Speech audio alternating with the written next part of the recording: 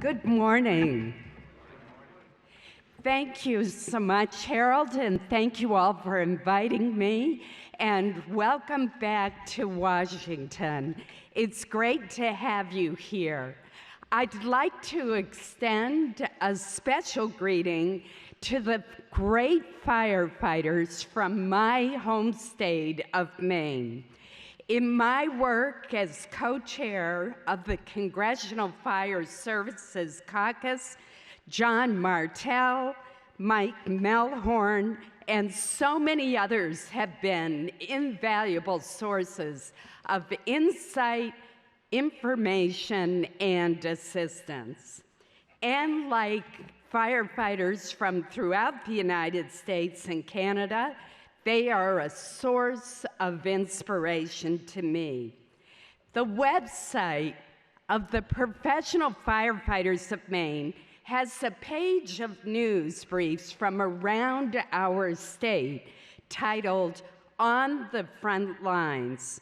Just a few of the entries describe why firefighters are so respected. The daring rescue of a father and his 4-year-old son from a burning house in Bath. The endurance and determination that quelled an arson outbreak in Lewiston. The courage required to selflessly put out a fire on a nuclear-powered submarine at the Portsmouth Naval Shipyard, saving lives and requiring approximately 12 hours of extremely hazardous duty.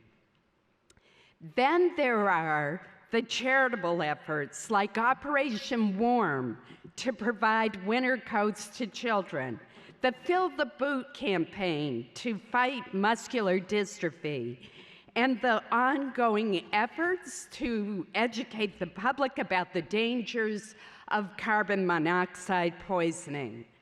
And despite the long days on the front lines, our firefighters always take the time to pay tribute to their fallen comrades. These qualities are found throughout your ranks and are condensed in a remarkable photograph from Phoenix, Arizona, that went viral on the web about a week ago. From the smoke and the chaos of a massive industrial fire, the fire department captain was seen carrying our American flag to safety. One web commentator said it best.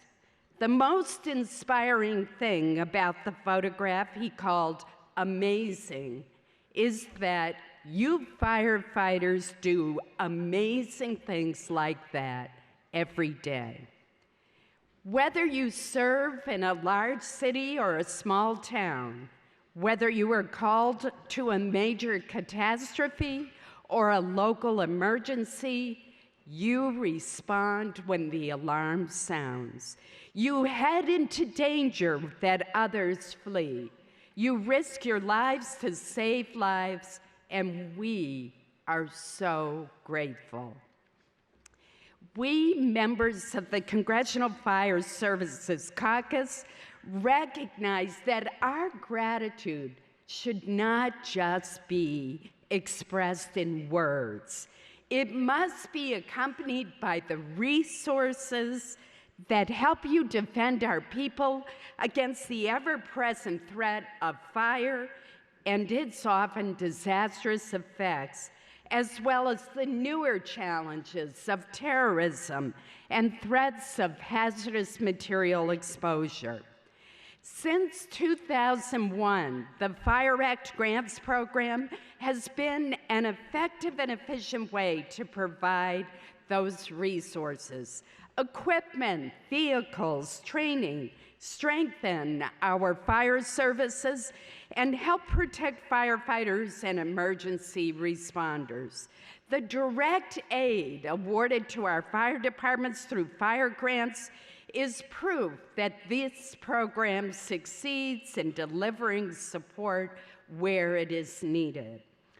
I'm pleased to report that I was a co-sponsor, an original co-sponsor of the very first authorization of the Fire Act and all of the subsequent bills to extend this important program.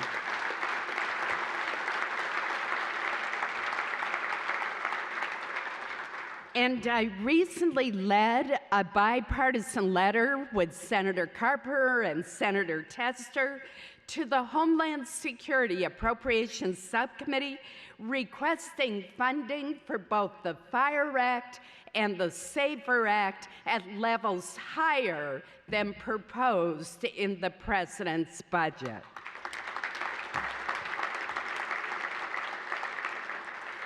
The Fire Grant Program has increased public safety by providing nearly $7 billion since 2001 for infrared cameras, personal protective gear, hazmat detection devices, improved breathing apparatuses, and interoperable communication systems that we identified as such a lack during Hurricane Katrina.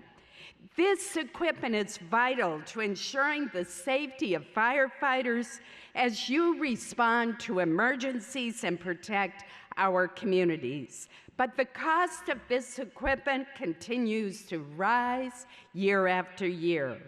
In addition, the demand for fire grants continues to increase, with on average approximately $3 billion worth of applications submitted annually.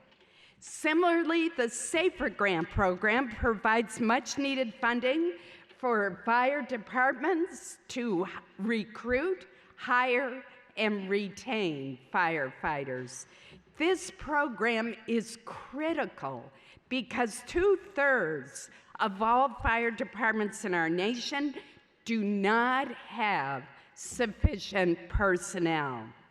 In order to bring our nation's fire departments to the staffing levels needed to serve our communities, the SAFER program must be adequately funded.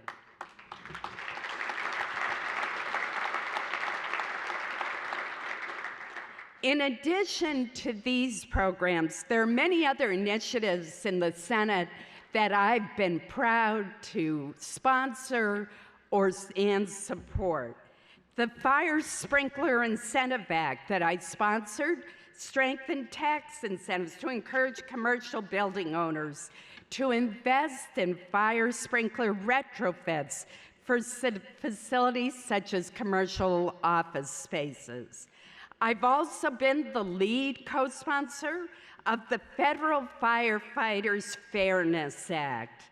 That would create a presumption that a federal firefighter who has certain disabilities or even who has died as a result of certain diseases is eligible for federal workers' compensation benefits.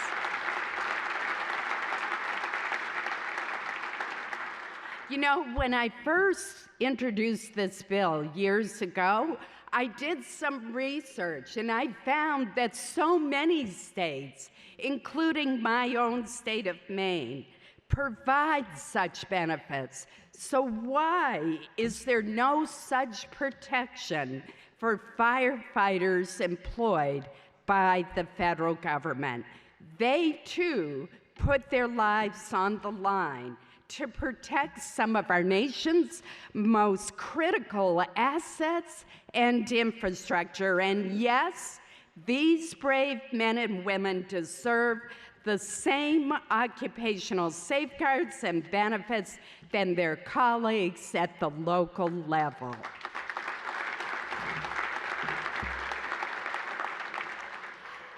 I'm also pleased to have been a co-sponsor of the James Zadroga 9/11 Act that was finally signed into law last year.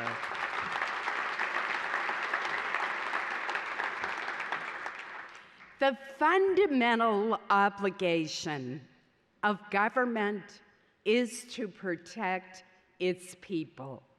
We in government have a special obligation to ensure that those who protect our people have the resources and support that they need.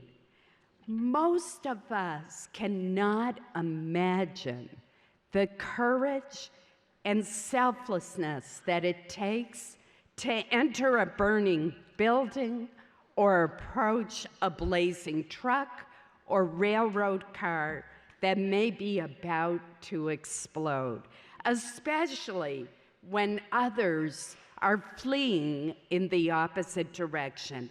We can only dimly grasp the skill and discipline it takes to rescue and tend to a victim of a fire or an accident in the midst of such confusion and danger. You do indeed do amazing work every day.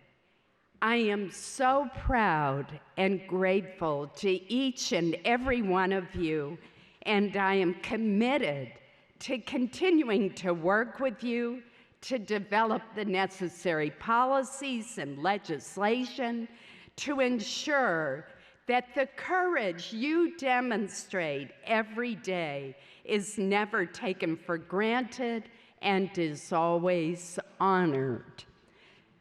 Finally, let me just take a moment to pay tribute to Mickey Mullane, the longest-serving IAFF District Vice President for New England. He came to Maine to work and support me in 2008. He was my friend, and he represented the firefighters of New England so well.